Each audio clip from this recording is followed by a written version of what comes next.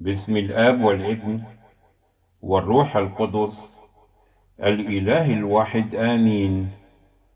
اليوم الثامن من شهر توت المبارك استشهد زكريا الكاهن أبو القديس يوحنا المعمدان، وكان من فرقة أبيا، وكانت امرأة أليصابات، وكان كلاهما بارين أمام الله، سالكين في جميع وصايا الرب وأحكامه بلا لوم. ولم يكن لهما ولد، إذ كانت أليصابات عاقرا، وكان كلاهما متقدمين في أيامهما.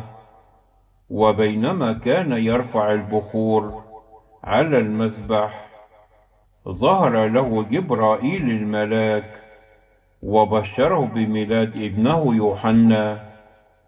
ولم لم يصدق كلام الملاك، أوجب عليه الصمت حتى تمت معجزة ميلاد الطفل.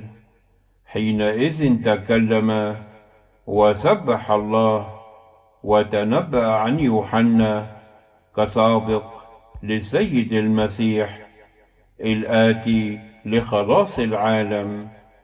ولما أتى المجوس ليسجدوا للمسيح المولود إلى هيرودس، وخاف على ملكه، وأمر بقتل جميع الأطفال في بيت لحم، وكل تخومها من ابن 2 فما دون.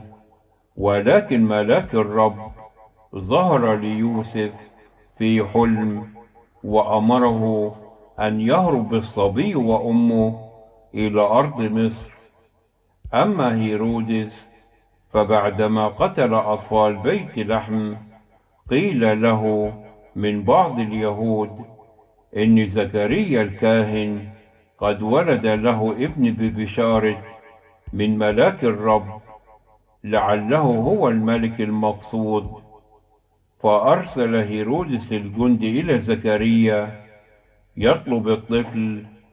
فقال لهم زكريا: أنا أخذت هذا الصبي من مكان، فهلموا لتأخذوه من هناك. فأتوا معه إلى الهيكل، ووضعوا على المذبح حيث بشروا به الملاك. فخطفه ملاك الرب إلى برية زيفانا، لم يجده الجندي، قتلوا زكريا أباه، وأخفى الرب جسده. أما دمه فصار كالحجر. وهكذا أكمل جهاد الحسن، ونال الحياة الأبدية.